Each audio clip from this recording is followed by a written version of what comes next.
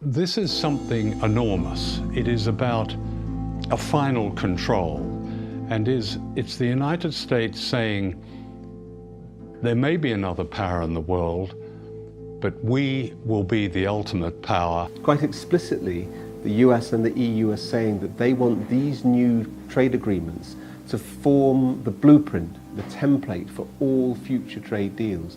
And that means they're rewriting the rules of the global economy, and that means for everybody. Once signed, it will cement a key part of the US government's plan to create a new global bloc that will ensure the dominance of its largest companies. And to understand why, we need to go back to the 1950s. See the USA in your Chevrolet. America is asking you to call. Drive your Chevrolet through the USA. After the Second World War, the United States accounted for half of the world's economy. Its influence was unmatched by any country, and it was able to write the early rules of international trade to its advantage. The World Trade Organization was created in this context, and the US dictated rules that favored American business.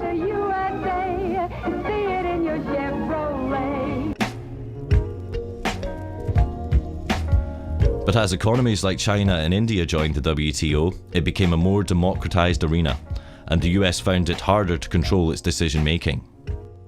At the WTO, at its Doha rounds, India spoke up and Brazil spoke up, and the US lost control. I think it's no use beating around the bush. This meeting has collapsed. The US felt it needed a new strategy to maintain its global dominance. So in the classical American style, they went big. To bypass the WTO, they're creating the biggest international agreements that the world has ever seen. They're called the three big T's: the Trans-Pacific Partnership, or TPP, the Transatlantic Trade and Investment Partnership, or TTIP, and the Trade in Services Agreement, or TISA. And they're all being negotiated in secret right now. We only found out when Wikileaks was able to leak parts of them. And what's interesting is when you look across all of these deals, whether it be TTIP, TPP or TISA, China is excluded, but also Brazil, Russia, India, South Africa, they're all excluded because those are the emerging economies. What is not often understood is that these agreements are part of a geopolitical war. This is a new war which is taking place between the United States and China. The United States is very scared of the rise of China, so it has moved to militarily encircle it through what is called the pivot to Asia, and now it's moving on to doing that economically. The basic idea which comes across from reading US strategy papers is the construction of a new grand enclosure.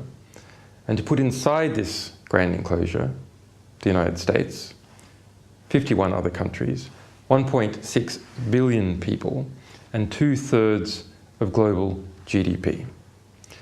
To integrate Latin America away from Brazil and towards the United States, to integrate Southeast Asia away from China and towards the United States, and to integrate Western Europe, pulling it away from Eurasia as a whole and towards the Atlantic.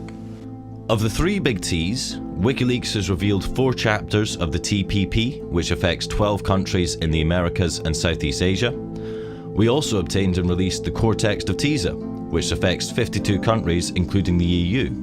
But nearly all of TTIP is still secret.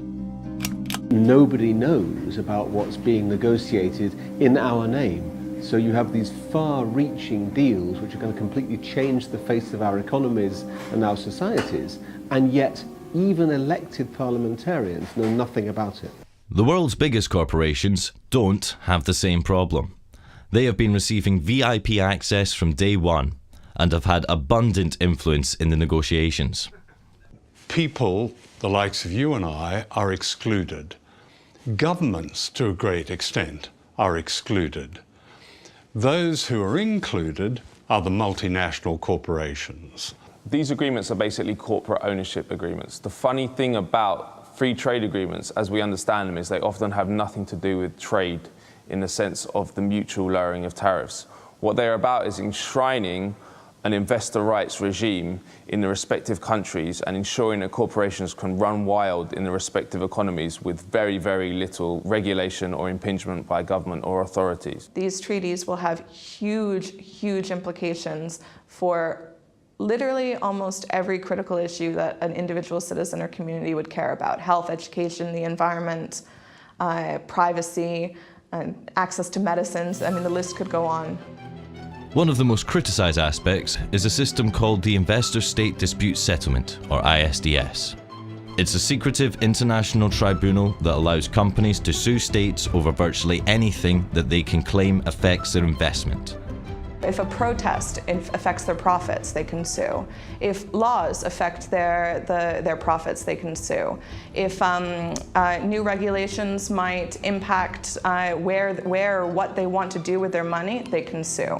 This is a new power which will be handed over to US corporations to sue the governments of Europe in a parallel judicial system which is available to them alone. So people have no access to it, domestic firms have no access to it, governments have no access to it. It's just there for foreign investors, in this case, US corporations. Based on ISDS history, critics argue that European state sovereignty and democracy are at serious risk. Previous lawsuits include Swedish company Vattenfall suing the German state for $3.7 billion for phasing out nuclear energy. British American Tobacco sued Australia for passing a law limiting cigarette advertising. The French company Veolia sued Egypt for raising the minimum wage.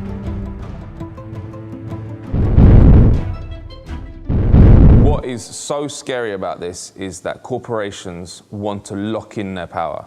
So they not only want increased power, but they want to make it impossible for sovereign governments to reverse the changes which are going to give them power. So for example, with TTIP, if it passes with ISDS in it, the privatization of the National Health Service, which is happening in the UK, can never be reversed. What is democratic about an enormous imposition of power on countries whose citizens have no way of knowing what's going on, of debating it, or influencing their government in its decision? That's anti-democratic. The history of these agreements shows that they're very difficult to change unless people can see what's in them. And that's why they're kept secret. Because when the contents are revealed, it generates an opposition. In a few moments, I will sign the North American Free Trade Act into law. NAFTA will tear down trade barriers between our three nations.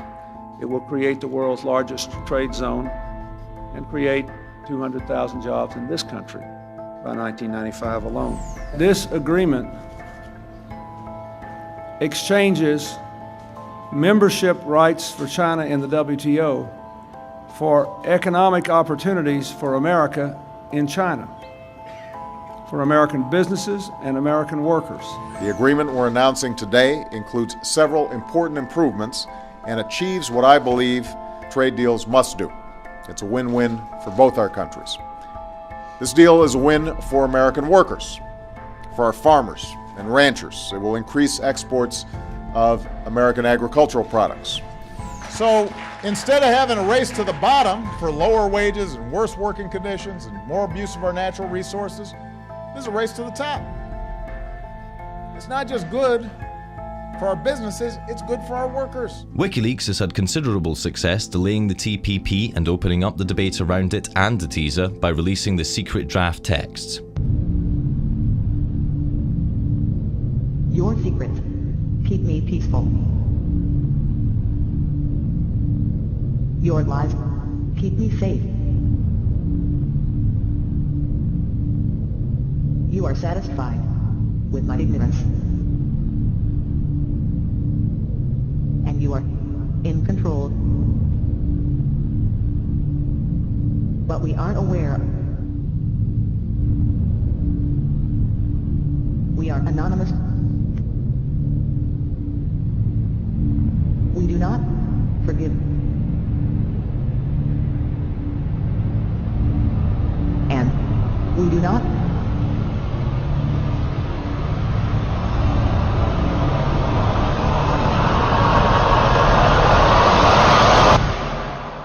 forget.